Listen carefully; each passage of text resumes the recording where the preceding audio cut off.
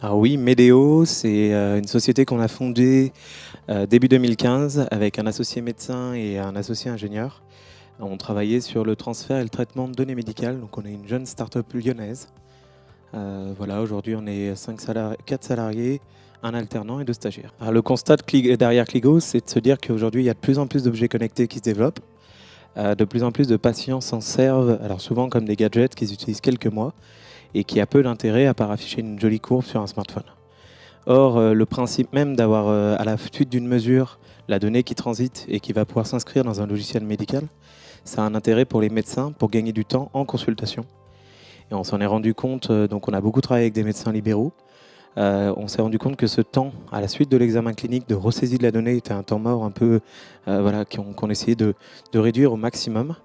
Et c'est pour ça qu'on a installé des objets connectés au sein du cabinet qui renvoient les données directement dans les bonnes cases du logiciel métier.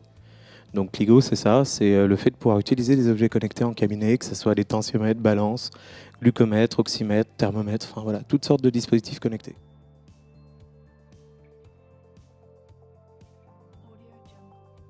On s'est rencontrés, on a discuté autour de ça pour savoir qu'est-ce qui vraiment était utile. Le seul problème, c'est que là, on est deux médecins avec des profils différents, mais ça ne résume pas tous les médecins. Donc l'idée qu'on avait, c'était de voir s'il y avait des gens qui avaient des meilleures idées.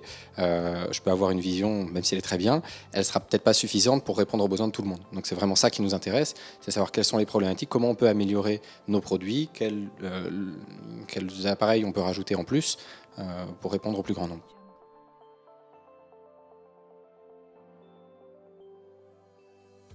Alors d'ici la fin de l'année, on espère installer environ 400 médecins.